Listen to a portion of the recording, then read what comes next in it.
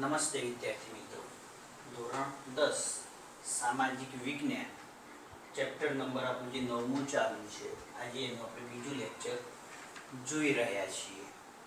આજનો આપણો પ્રશ્ન છે, વન સંરક્ષણના ઉપાયો જણાવો. વન એટલે જંગલના સંરક્ષણ માટેના ઉપાયો જણાવો. તો આપણે જોઈએ એનો જવાબ. તો જંગલનો સૌથી વધારે ઉપયોગ જો થતો હોય તો એના જે ઉદ્યોગો માટેની પેદાશો, ગાય ભેંસોના ઘાસચારા માટે, બળતણ માટેના લાકડા માટે સૌથી વધારે ઉપયોગ થતો આપણને જોવા મળતો હોય છે. તો જોઈએ તો બળતણની જરૂરિયાત માટે લાકડાને સ્થાને સૌર ઉર્જા, પવન ઉર્જા કે બાયો ઉર્જા વગેરેનો ઉપયોગ કરવા માટે લોકોને પ્રોત્સાહિત કરવા જોઈએ.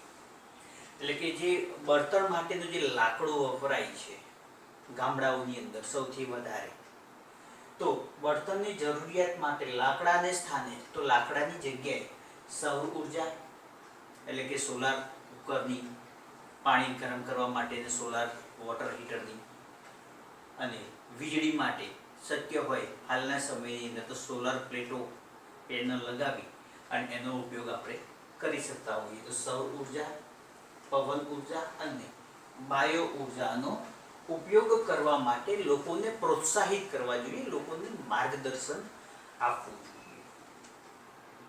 બળતણ માટેના લાકડાને સ્થાને ઉપયોગમાં લઈ શકાય તેવી સામગ્રી માટે સંશોધન હાથ ધરવા જોઈએ. એટલે કે લાકડાનો જે બળતણ માટેનો ઉપયોગ થાય છે એની જગ્યાએ એના ઉપયોગની અંદર શક્ય હોય ત્યાં સુધી બીજી કોઈ વસ્તુ લઈ શકાય એ માટેના વૈજ્ઞાનિકોએ સંશોધનો હાથ ધરવા જોઈએ, જેના કારણે સામાન્ય માણસ સુધી પણ એ પહોંચી શકે. જરૂરિયાત કે નિર્માણ કાર્ય માટે જે વૃક્ષો અનિવાર્યપણે કાપવા પડે છે તેની જગ્યાએ એ જ પ્રજાતિના વૃક્ષો વાવવા જોઈએ. એટલે કે અનાવશ્યક કારણે જે વૃક્ષો કાપવા પડે છે, દાખલા તરીકે રોડ મોટા કરવાના હોય, કેનાલ બનાવવાની હોય, તો અનિવાર્યપણે આવા વૃક્ષો કાપવા પડતા હોય છે. તો જે વૃક્ષ કપાય છે એ જ પ્રજાતિનું નવું વૃક્ષ વાવવું જોઈએ, જેના કારણે એ પ્રજાતિ લુપ્ત ન થાય, એ વૃક્ષોની જે જાતિઓ છે એ લુપ્ત ન થાય એ માટેની ખાસ કાળજી રાખવી જોઈએ. અપરિપક્વ વૃક્ષોના કાપા પર સંપૂર્ણ પ્રતિબંધ મૂકવો જોઈએ.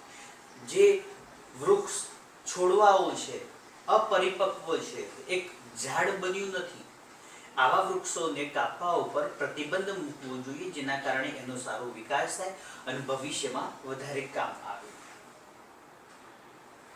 જંગલોમાંથી કાચો માલ મેળવતા જે ઉદ્યોગોને તેમની જરૂરિયાત માટે નવીનીકરણ કરવાની ફરજ પાડવી.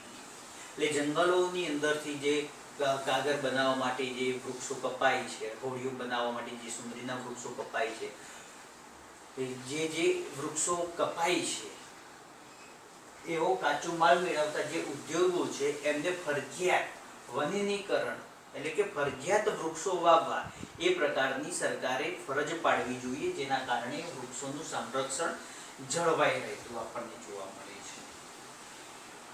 ઇકો ટુરિઝમના વિકાસના નામે જે જંગલોની સ્થિતિ ન જોખમાય તે માટે કડક નિયમોનું પાલન કરવું જોઈએ. એટલે કે અત્યારે હાલ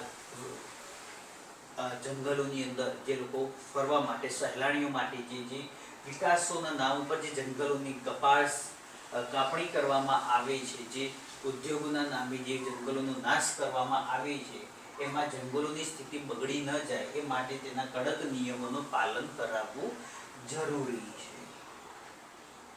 સ્થાનિક લોકોમાં જંગલોના જતન માટે વ્યાપક જનજાગૃતિના કાર્યક્રમોનું આયોજન કરવું જોઈએ. તો જંગલોની આજુબાજુના જે વિસ્તારના લોકો છે, જે આદિવાસી પ્રજા મોટાભાગે જે જંગલોની અંદર રહેતી હોય છે, તો આવી પ્રજાઓને જંગલોના જતન માટે વ્યાપક જનજાગૃતિના કાર્યક્રમો કરી અને એવી પ્રજાને આપણે એને જાગૃત કરી એને આપણે વૃક્ષોનું મહત્વ સમજાવી શકતા હોઈએ છીએ. શાળા કોલેજોના પાઠ્યપુસ્તકોમાં વન સંરક્ષણ અંગેની વિગતોનો સમાવેશ કરવો તેમજ વિદ્યાર્થીઓને સમજ આપવી જોઈએ. એટલે કે શાળા કોલેજોના જે પુસ્તકો આવે છે તો આવા પુસ્તકોની અંદર વન સંરક્ષણ અંગેની માહિતી છાપવી જોઈએ. એની અંદર અમુક પ્રકરણ પણ મૂકવા જોઈએ જેના કારણે વિદ્યાર્થીઓ આ જંગલો વિશેની મહત્વની બાબતો એ પોતે સમજી શકે છે. ઘાસચારા અને બળતણની જરૂરિયાત માટે સામાજિક વનીકરણ અને કૃષિ વનીકરણ જેવા કાર્યક્રમોને પ્રોત્સાહન આપવું જોઈએ. એટલે કે ઘાસચારા માટે, ગાયો ભેંસોના ઘાસચારા માટે જે જંગલોની અંદરથી જે વસ્તુઓ પ્રાપ્ત થાય છે, ત્યારબાદ બળતણ માટે એટલે કે રસોઈ માટે જે લાકડો અથવા ગાયો ભેંસોના ખાણ પાણી ગરમ કરવા માટે જે લાકડાઓનો ઉપયોગ થાય છે એના માટે સામાજિક વનીકરણ અને કૃષિ વનીકરણ જેવા કાર્યક્રમોને પ્રોત્સાહન આપવું જોઈએ જેના કારણે જંગલોના વૃક્ષો એટલા કપાતા ઓછા થાય. વન સંશોધનનો કરકસરપૂર્વક ઉપયોગ કરવો જોઈએ. એટલે કે વનની અંદરથી જે પેદાશો આપણને મળે છે એ પેદાશોનો હંમેશા કરકસરપૂર્વક ઉપયોગ કરવો જોઈએ. કીટકોની ક્ષતિગ્રસ્ત થયેલા વૃક્ષોને દૂર કરવાથી બીજા તંદુરસ્ત વૃક્ષોને બચી જશે અને તેમનો વિકાસ ઝડપી થશે. એટલે કે જે જંગલોની અંદર જે વૃક્ષો ખરાબ હાલતમાં હોય, બગડી ગયેલા હોય, એને સુકાઈ જતા હોય તો આવા વૃક્ષો હોય એને દૂર કરવા જોઈએ જેના કારણે આજુબાજુની અંદર જે તંદુરસ્ત રહેલા જે વૃક્ષો છે એમનો વિકાસ સારી રીતે થઈ શકે. દાવાનળથી જે જંગલો નાશ પામે છે આ જંગલોમાં આગ ન લાગે તેની તકેદારી રાખવા માટે આગ લાગે તો તેને તાત્કાલિક શમન માટે રાષ્ટ્રીય સ્તરે સ્વતંત્ર તંત્રનું એક દળ ઊભું કરવું જોઈએ. તે જંગલોની અંદર જે દાવાનળ લાગે છે આ દાવાનળ લાગે તો તાત્કાલિક એને ઓલવવા માટેની જે પ્રક્રિયાઓ થતી હોય એ પ્રક્રિયાઓની અંદર એક સરકારે એક દળ ઊભું કરવું જોઈએ જેના કારણે તાત્કાલિક ત્યાં પહોંચી અને એ પોતે પોતાનું કામ કરી શકે. જંગલ ક્ષેત્રમાં આવેલા ધાર્મિક સ્થળો પર યોજાતા મેળાઓ, ભંડારાઓ કે પરિક્રમા જેવી પ્રવૃત્તિઓની અંદર હજારો લોકો ભેગા થાય છે. આ સમય દરમિયાન જંગલોમાં એકઠા થતા જે કચરો હોય એનો યોગ્ય નિકાલ ન થતા જંગલો પ્રદૂષિત થતા આપણને જોવા મળે છે. તો જંગલોની અંદર ઘણી વખત મેળાઓ ભરાતા હોય, ઉત્સવ ભરાતા હોય, ભંડારાઓ હોય કે પરિક્રમા હોય તો આ સમય દરમિયાન હજારો લોકો ત્યાં ભેગા થતા હોય છે જેના કારણે જંગલોની અંદર પ્રદૂષણ સૌથી વધારે થતું જોવા મળે છે. તો આવા સમયે યોગ્ય કચરાનો નિકાલ થાય એ માટેની તકેદારી રાખવી જોઈએ અને વૃક્ષોને નુકસાન ન થાય એની પણ તકેદારી રાખવી જરૂરી બને છે. પાલતુ પશુઓને ચારવા માટે અલગ વિસ્તાર હોવો જોઈએ. જે વિસ્તારની અંદર ગાયો ભેંસો ને ચારવાની પ્રવૃત્તિ થતી હોય તો એના માટે ચોક્કસ વિસ્તાર હોવો જોઈએ જેના કારણે જંગલોના વૃક્ષોને પણ નુકસાન ન થાય. તો વિદ્યાર્થી મિત્રો, આજે જે આપણે પ્રશ્ન ભણીએ છીએ વન સંરક્ષણના ઉપાયો પરીક્ષાની અંદર ઘણી વખત પૂછાતો હોય છે અને આપણા જીવન માટે પણ ઉપયોગી છે. તો આ નોટબુકની અંદર ઉતારી અને એને તૈયાર કરવું, સાથે સાથે મેં મોકલાયેલું જે બી લેસન છે એ સમયસર કરવું. જ્યારે બી આપણે ભેગા થઈશું, મળીશું તો એ સમયે હું બધું ચેક કરીશ.